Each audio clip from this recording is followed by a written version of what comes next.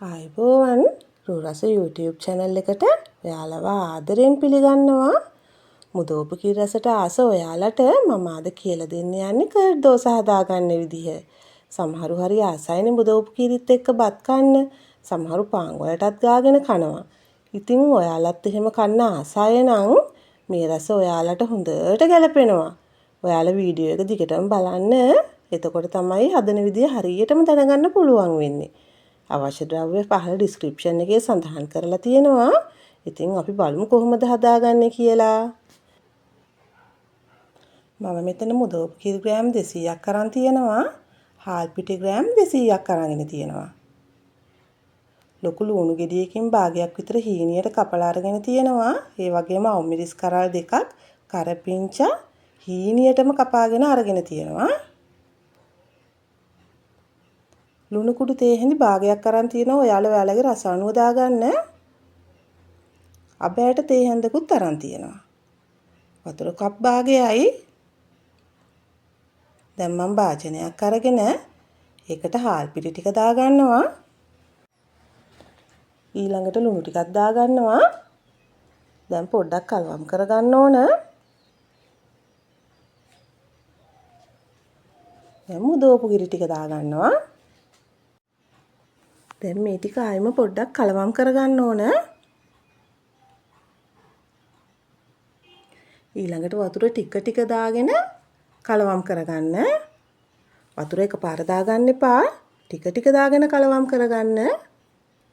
අපිට මෙතන හොඳ උකු බැටර් එකක් ගන්නයි ඕනේ. ඒ නිසා සැරින් සැරේට වතුර ටික ටික දාගෙන කලවම් කරගන්න.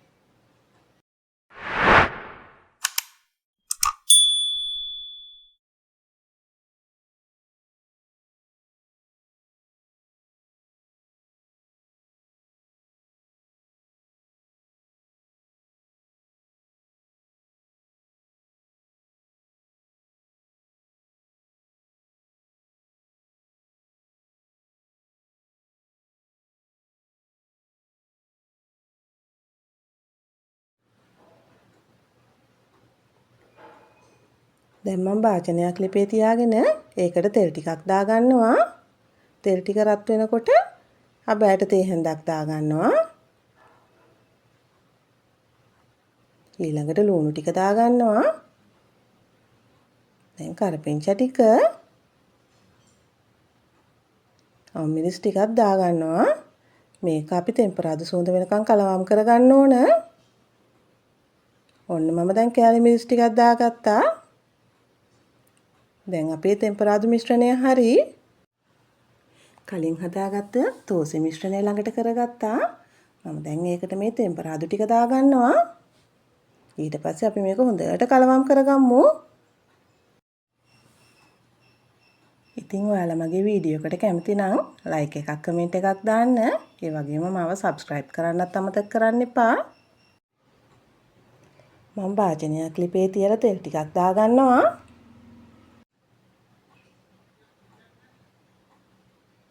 ඊළඟට හැන්දකට තෝසෙ මිශ්‍රණයෙන් ටිකක් මේ විදිහට දාගන්නවා. වටේටම කරකව ගන්න.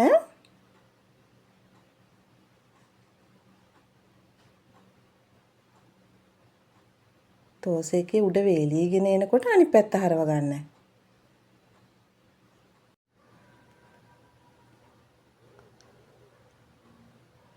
මේ විදිහට දෙපැත්ත හරව තෝසෙ එක හදා ගන්න ඕන. දැන් මම මේ තෝසෙ එක ලිපෙන් ඉවතට ගන්නවා. ඔයාලට මම තව එකක් හදන විදිහ කියලා දෙන්නම්.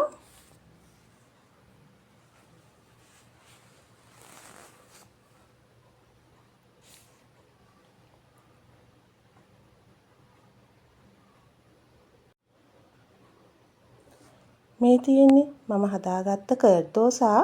ඒ කියන්නේ මුදවපු කිරි තෝසෙක. මේක කන්න මම හොඳ සැරට කොච්චි සම්බෝලයක් හදාගත්තා. ඔයාලත් මේ තෝසෙක කන්න සැරට සම්බෝලයක් හරි ලුණු මිරිසක් හරි හදාගන්න. එතකොට හරිම රසයි. ඒ වගේම මේකත් එක්ක අද මම කන්න අලවඩේ එකත් හදාගත්තා. ඒකත් හරිම රසයි. ඒකේ ලින්ක් එක මම පහළ ඩිස්ක්‍රිප්ෂන් එකට දාන්නම්කෝ. ඉතින් ඔයාලත් හදලා රස කොහොමද කියලා මට කමෙන්ට් එකක් දාන්නකෝ. ඒ වගේම ලයික් එකක් දාලා මාව සබ්ස්ක්‍රයිබ් කරන්නත් අමතක කරන්න එපා. මගේ වීඩියෝ එක බලපු ඔයාලට ගොඩාක් ස්තුතියි. තවත් මේ වගේ වීඩියෝ එකකින් අපි නැවත හමු වෙමු.